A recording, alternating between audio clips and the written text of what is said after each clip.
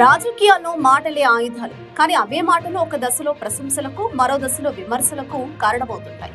తాజాగా mega brother Nagababu చేసిన వ్యాఖ్యలు ఇదే తరహా చర్చకు దారితీశాయి. ఒకప్పుడు నాస్తికత్వాన్ని బలంగా ప్రకటించిన ఆయన ఇప్పుడు తనను తాను సనాతన హిందువుగా పేర్కొనడం సోషల్ మీడియాలో తీవ్ర ట్రోలింగ్ కు కారణమవుతోంది. గతంలో ఆన్లైన్ ఇంటర్వ్యూలో నాగబాబు స్పష్టంగా దేవుడిని నమ్మరని చెప్పారు. మహాభారతం, రామాయణం, వేదాలు చదివినా చివరికి నాస్తికత్వాన్ని స్వీకరించారని తెలిపారు. దేవుడిని నమ్మకపోయినా మానవత్వాన్ని విశ్వసిస్తానని, ఇతరుల విశ్వాసాలను గౌరవిస్తానని కూడా చెప్పారు. ఆ వ్యాఖ్యలు అప్పట్లో ఆయన వ్యక్తిగత ఆలోచనలకు స్వీకరించబడ్డాయి. అయితే తాజాగా తిరుమల లడ్డూ వివాదం నేపథ్యంలో చేసిన వీడియోలో ఆయన వైఖరి మారినట్లు కనిపించింది. తాను సనాతన హిందువునని చెప్పడం, హిందుత్వాన్ని మతం కాదని ధర్మంగా నిర్వచించడం రాజకీయంగా కొత్త చర్చకు తెరలేపింది. ఆలయాలపై దాడులు అంశాన్ని ప్రస్తావిస్తూ వైసీపీపై విమర్శలు గుప్పించారు. ఈ రెండు దశల వ్యాఖ్యలను పోల్చి చూస్తే నిలకడలేని వైఖరేనా, లేక పరిస్థితులకు అనుగుణంగా అభిప్రాయాల పరిణామమా అన్న ప్రశ్నలు తలెత్తుతున్నాయి. సోషల్ మీడియాలో ఇంతలోనే అంత మార్ప అంటూ వ్యంగ్యంగా వ్యాఖ్యలు వెలువెత్తుతున్నాయి. ఏదేమైనా రాజకీయాల్లో మాటల బరువు ఎంతగానో ఉంటుందన్న సత్యాన్ని నాగబాబు ఉదంతం మరోసారి గుర్తు చేస్తోంది. నమస్తే, నేను మీ నాగబాబుని. ఒక సగటు భారతీయుడిని, ఒక హిందువుని. అదేంటి మీరంతా నాస్తికుడు అనుకుంటున్న నాగబాబు హిందువుని అంటున్నాడని అనుకుంటున్నారా? ఆదిశంకరుల అద్వైతం, రమణుల ఆత్మజ్ఞానం, వీళ్ళిద్దరూ చెప్పిన నిరాకార స్వరూపమైనటువంటి ఆ పరమాత్మను నమ్ముతాను. హిందువు అనేది ఒక నమ్మకమో ఒక మతమో కాదు, ఇది ధర్మం, మన జీవన విధానం. అవివేకుల్ని, అజ్ఞానుల్ని ఎడ్యుకేట్ చేసేలా చెప్పాలంటే ఇది ఒక జియోగ్రాఫికల్ ఐడెంటిటీ కూడా. ఆసేతు హిమాచలం నుంచి హిందూ మహాసాగరం వరకు ఈ పుణ్యభూమిలో పుట్టిన ప్రతి ఒక్కడూ హిందువే.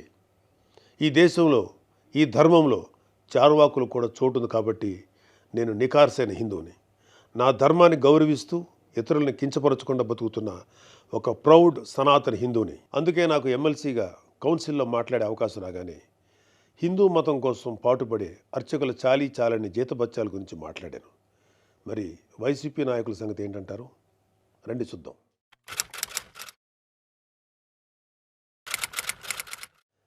సెప్టెంబర్ 6, 2020 అంతర్వేది శ్రీ లక్ష్మీ నరసింహస్వామి వారి రథం దగ్ధమైన రోజు.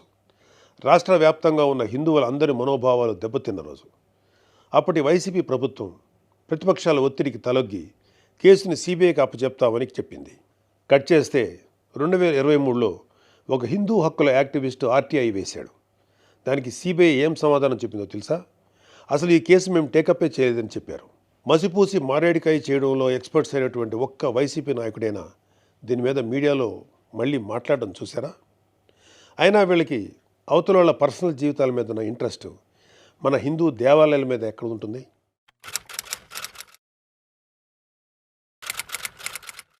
డిసెంబర్ 2020 రామతీర్థం రాముడు మనకు ఒక దైవం. మహావిష్ణువు అవతారం మాత్రమే కాదు, అంతకు మించి. ఈ దేశం తాలూకు ఆస్తిత్వం రామకథలో ఉంది. ఒక మనిషి ధార్మికంగా ఎలా బ్రతకాలో రామాయణం చెప్తుంది. రామాయణంలో మారీచుడు చెప్తాడు, రామో విగ్రహవాన్ ధర్మ సాధు సత్య పరాక్రమ అని.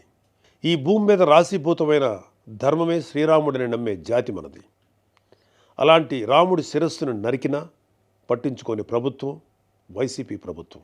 అప్పటి ప్రభుత్వం ఇన్వెస్టిగేషన్లో చూపించిన నిర్లక్ష్యం వల్ల దీని వెనుకున్న అసలు దోషులను శిక్షించలేక ఏదో నామకే వాస్తే కేసులు పెట్టి దీన్ని నీరు కార్చారు. అయినా మీకు, మీ మంత్రులకి రిలీజ్ సినిమాలకు రివ్యూలు ఇవ్వడం మీద ఉన్న శ్రద్ధ రాముడి మీద ఎందుకు ఉంటుంది?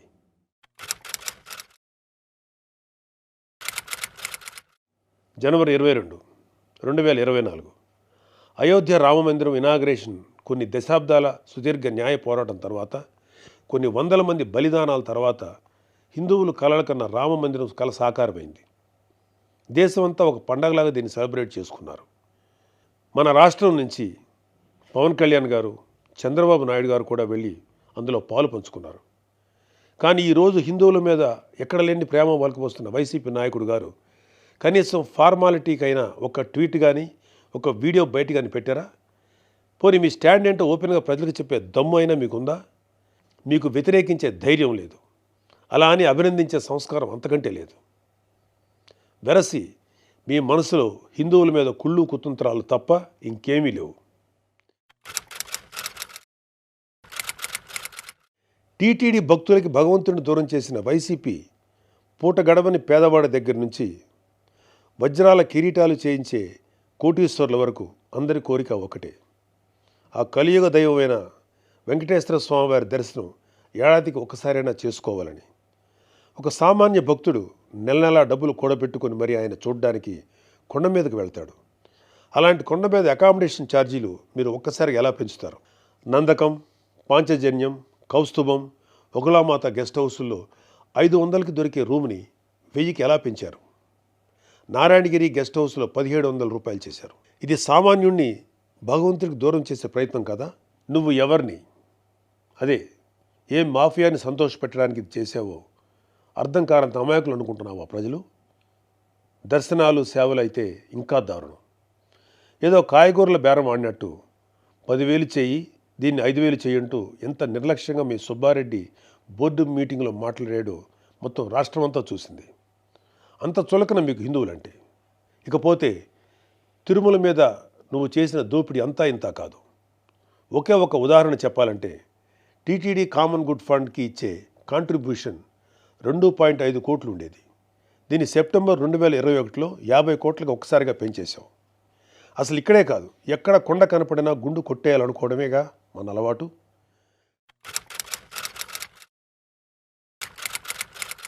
Declaration form. ప్రతి రిలీజియస్ ఇన్స్టిట్యూట్కి ఒక సాంప్రదాయం ఉంటుంది. దాన్ని గౌరవించడం మన ధర్మం. యుధా రాజా తదా ప్రజ అంటారు. నాయకులే రూల్స్ ఫాలో కాకపోతే ఇంకా ప్రజలు ఏం ఫాలో అవుతారు?